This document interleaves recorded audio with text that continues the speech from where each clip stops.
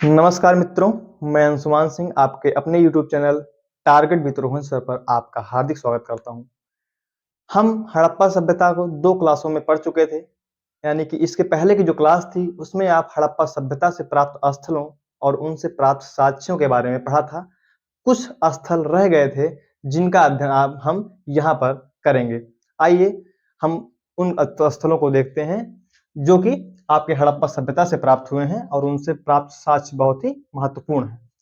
तो देखिए, आप देखेंगे कि आपका मेहरगढ़, जो मैं बताया था कि कृषि का प्राचीनतम साक्ष्य मिला था 7000 ईसा पूर्व में मेहरगढ़ से, तो वही मेहरगढ़ है आपके पाकिस्तान यानी बलूचिस्तान पाकिस्तान में स्थित है। और यहाँ से आपको प्राचीनतम स्त्री की मृण मूर्ति मिलती है। क्या मिलती है? प्राचीनतम स्त्री की मृण मूर्ति देखने को मिलती है। ठीक है, और इसी मृण मूर्ति के आधार पर कुछ विद्वान ये अनुमान लगाते हैं कि आपकी हड़प्पा सभ्यता जो थी वो मात्र सत्तात्मक थी, यानी कि उसमें महिलाओं की प्रधानता थी। ठीक है, फिर उसके बाद आप देखेंगे प्राक हड़प्पा का सबसे प्राचीन स्थल मेहरगढ़। मेहरगढ़ को प्राक हड़प्पा का सबसे प्राचीन स्थल माना जाता है। आपने पढ़ा था कि आपके पाषाण काल में भी मेहरगढ़ स्थल देखने को मिलता है और वही स्थल आपके प्राक हड़प्पा का भी सबसे प्राचीन स्थल है, यानी कि प्रारंभिक हड़प्पा का। ठीक है, और आगे आप बढ़ते हैं, आप धौलावीरा देखते हैं। धौलावीरा जो कि आपके कच्छ गुजरात में स्थित है। कहां पर स्थित है?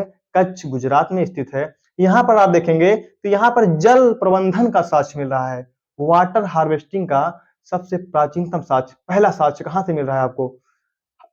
धौला वीरा से जल प्रबंधन का साक्ष्य मिल रहा है। खेल के मैदान का साक्ष्य मिलता है। यहाँ पर किसका साक्ष्य मिलता है? आपको स्टेडियम का साक्ष्य मिलता है। स्टेडियम का साक्ष्य मिलता है। साइन बोर्ड का साक्ष्य मिलता है। साइन बोर्ड मतलब समझते हैं? सूचना पट। सूचना पट आप देखते होंगे, तो सूचना पट का भी साक्ष्य कहां से मिलता है आपको? धौलावीरा से देखने को मिलता है। देखिए, ये देखिए, सबसे जल प्रबंधन का साक्ष्य, खेल के स्टेडियम का साक्ष्य, और मैंने क्या बताया? साइन बोर्ड का साक्ष्य भी यहां से देखने को मिलता है। फिर आप आगे देखेंगे तो आप यहाँ पर सबसे बड़ा बंदरगाह, आपके हड़प्पा सभ्यता का सबसे बड़ा बंदरगाह कौन सा था? धौलावीरा। धौलावीरा आपके हड़प्पा का सबसे बड़ा बंदरगाह था। ठीक है, फिर आप देखेंगे सुरकोटदा। सुरकोटदा कहां पर है? कच्छ गुजरात। सुरकोटदा कहां पर है? आपके कच्छ गुजरात में स्थित है। आप देखेंगे और यहां से घोड़े की अस्थियां मिली हैं। घोड़े की अस्थियों के साक्ष्य मिले हैं। किसके? घोड़े की अस्थियों के साक्ष्य मिले हैं। तराजू के पलड़ा का साक्ष्य मिला है। तराजू के पलड़ा का भी साक्ष्य मिला है, यानी कि नाप तौल की प्रणाली आपके सुरकोटदा यानी कि हड़प्पा सभ्यता में देखने को मिलती है। हड़प्पा सभ्यता में नाप तौल की प्रणाली को भी देखने को मिलती है आपको। फिर आपका अगला स्थल है रोजदी, जो कि गुजरात में स्थित है। कहां पर? रोजदी आपके गुजरात में स्थित है। यहां से आप देखेंगे हाथी के अवशेष के साक्ष्य मिल रहे हैं। किसके? हाथी के अवशेष के साक्ष्य देखने को मिल रहे हैं। रोजदी हाथी के अवशेष। ठीक है, आगे बढ़ेंगे। रोपड़ पंजाब में स्थित है। रोपड़ पंजाब में स्थित है। देखेंगे यहां से मानव के साथ कुत्ते का समाधान के साक्ष्य मिल रहे हैं। मानव के साथ कुत्ते दफनाए जाने का साक्ष्य, यानी कि मानव जो था उसका सबसे पालतू सबसे वफादार जानवर कुत्ता होता था। तो मानव की मरने के बाद भी मानव की रक्षा के लिए कुत्ते को दफनाते थे। वहीं वहीं आपके लोथल से मानव के साथ बकरी के दफनाए जाने का साक्ष्य है, यानी कि वो आत्माओं में विश्वास करते थे कि मरने के बाद मानव क्या खाएगा, तो इसलिए बकरी को भी दफना रहे थे आपके लोथल से, जबकि यहां से कुत्ते दफनाए जाने के साक्ष्य मिल रहे हैं मानव के साथ में। अगली चीज वनावली। वनावली हरियाणा में स्थित है। कहां पर स्थित है? हरियाणा में। यहां से मिट्टी के हल के साक्ष्य मिल रहे हैं। वनावली हरियाणा बहुत ही महत्वपूर्ण है आपके एग्जाम के दृष्टिकोण से। यहां से मिट्टी के हल के साक्ष्य मिलते हैं। ठीक है ना, मिट्टी के हल के साक्ष्य मिलते हैं। फिर और आगे बढ़ते हैं, देखते हैं रंगपुर। रंगपुर कहां पर स्थित है? गुजरात। रंगपुर गुजरात। रंगपुर गुजरात में स्थित है। यहां से चावल की खेती के साक्ष्य मिल रहे हैं। किसके? चावल की खेती के साक्ष्य मिल रहे हैं।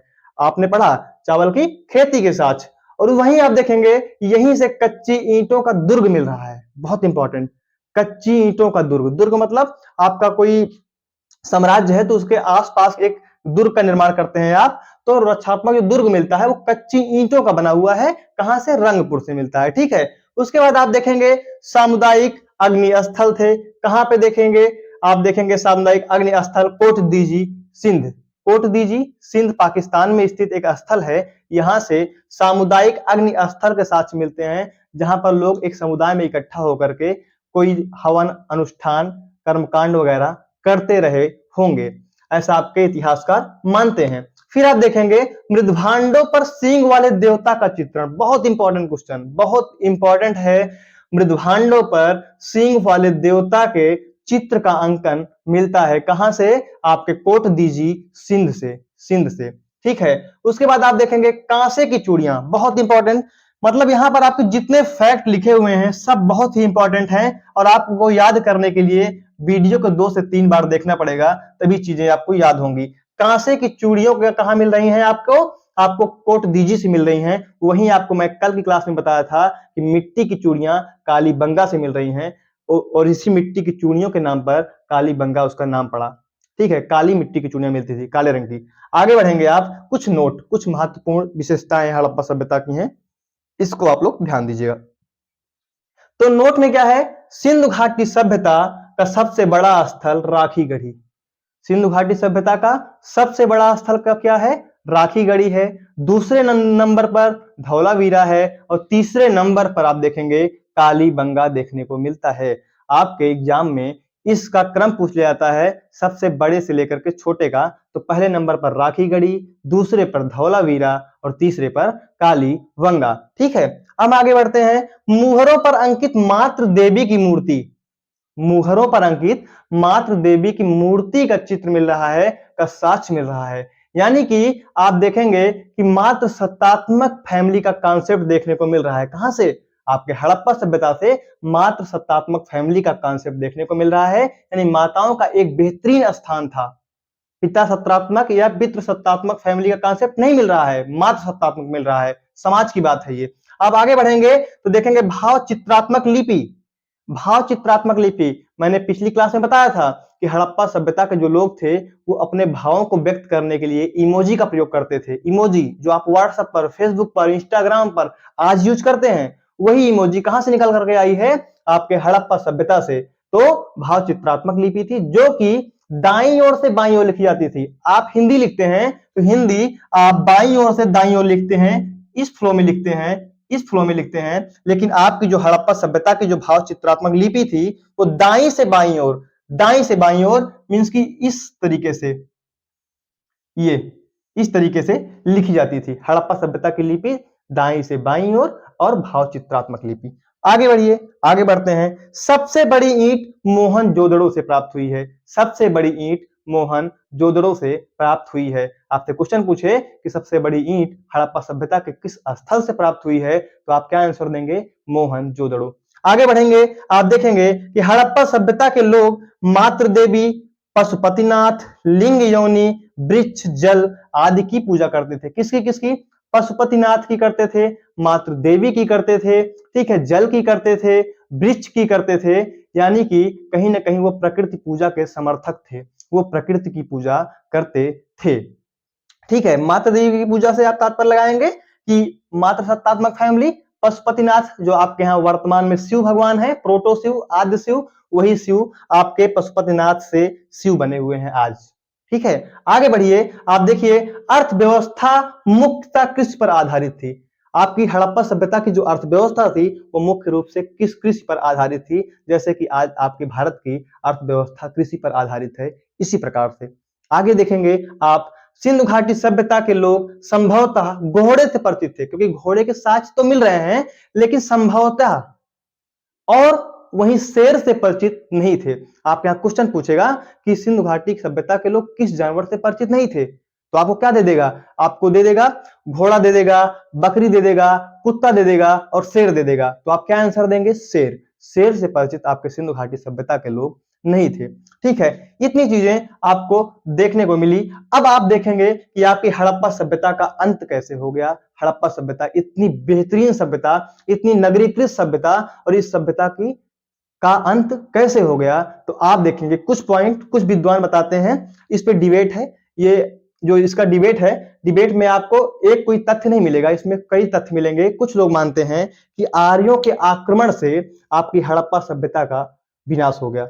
आर्यों के आक्रमण से। कहते हैं पुरंदर, पुरंदर मतलब जानते हैं, पुरंदर इंद्र के लिए संबोधित किया गया है, इंद्र के लिए पुरंदर शब्द संबोधित किया गया है। पुरंदर मतलब किलों को तोड़ने वाला। तो कहते हैं कि इंद्र भगवान जो थे वो हड़प्पा सभ्यता को नष्ट कर दिए, ऐसा मानते हैं, क्योंकि आपके वेद में हरियोपिया शब्द का जिक्र मिला है। तो पुरंदर और हरियोपिया शब्द यानी कि पुरंदर यानी कि इंद्र भगवान आपके हड़प्पा सभ्यता को, हरियोपिया हड़प्पा सभ्यता के संदर्भ में प्रयुक्त शब्द है, तो उसको नष्ट कर दिए। तो कहते हैं कि आर्यों के आक्रमण से, जो कि आपके वैदिक सभ्यता में आर्य थे, वैदिक सभ्यता को जो चलाने वाले थे, जो निर्माता थे वो आर्य थे, उन्हीं के आक्रमण से वो आए और आपके हड़प्पा सभ्यता पर आक्रमण किए और ये नष्ट हो गई। एक साक्ष्य ये देखने को मिलता है। दूसरा साक्ष्य बाढ़ के कारण। कहते हैं कि बाढ़ आई अचानक से और आपकी हड़प्पा सभ्यता नष्ट हो गई। बाढ़ आई और हड़प्पा सभ्यता आपकी नष्ट हो गई। आप मोहनजोदड़ो मूवी देखिएगा, एक मूवी बनी हुई है मोहनजोदड़ो, उसको आप देखेंगे तो आपको चीजें समझ में आएंगी, काफी चीजें। फिर आप देखें सिंधु नदी का मार्ग बदलना। कहते हैं कि आपकी हड़प्पा सभ्यता के सर्वाधिक स्थल सिंधु नदी के आसपास की घाटियों में विद्यमान थे। तो आपकी जो सिंधु नदी है वो अपना मार्ग चेंज कर देती है और बाढ़ से त्राही त्राही मच जाती है और आपकी हड़प्पा सभ्यता नष्ट हो जाती है। ऐसा आपके यमयश वत्स, माधव स्वरूप वत्स मानते हैं। कौन मानता है? माधव स्वरूप वत्स मानते हैं। आगे देखिए, प्राकृतिक आपदा। कहते हैं कुछ प्राकृतिक आपदा आई होगी, भूकंप आया होगा, कुछ लोग बोलते हैं भूकंप के साक्ष्य हैं, कुछ लोग बोलते हैं सूखा पड़ गया। इस प्रकार से चीजों को बताते हैं और कहते हैं प्राकृतिक आपदा के माध्यम से आपकी हड़प्पा सभ्यता नष्ट हो गई। और लास्ट आप देख लीजिए, प्रशासनिक शिथिलता। देखिए समस्या क्या हुई कि हम लोगों ने हड़प्पा सभ्यता की लिपि को पढ़ नहीं सके और इसलिए हम उनके प्रशासन के बारे में, उनके राजनीति के बारे में नहीं जानते हैं। लेकिन कुछ विद्वान ये जिक्र करते हैं अपने लेखों में कि हड़प्पा सभ्यता का विनाश प्रशासनिक शिथिलता के कारण हुआ। प्रशासन में अयोग्यता आ गई और आपकी सभ्यता टूट गई। जैसे कि आपके भारत में मौर्य साम्राज्य इतना विस्तृत साम्राज्य था, वो भी अंत में अयोग्य उत्तराधिकारियों के चक्कर में नाश हो गई, नष्ट हो गया। ठीक है, तो आपने आज हड़प्पा सभ्यता का लास्ट स्लाइड देखा और इसमें जितने भी चीजें लिखी हुई हैं सब बहुत ही इंपॉर्टेंट हैं। आप इनको 1 से 2 बार देखिएगा, आपको चीजें याद हो जाएंगी और आपके यहाँ से मतलब कि कुल मिला के जितना मैं बढ़ाया हूँ 3 स्लाइड में आपका हड़प्पा सभ्यता तो कंप्लीट हुआ, लेकिन इसमें से 1-2 क्वेश्चन आपको सभी एग्जामों में देखने को मिल जाते हैं। ठीक है, तो इसको आप लोग ध्यान से पढ़िएगा और चीजें आपको समझ में आई होंगी, ये आशा मैं करता हूं। और आप इसका स्क्रीनशॉट ले लीजिए, और इसी के साथ मैं अपने क्लास को समाप्त करता हूं। ओके, नमस्कार मित्रों, धन्यवाद।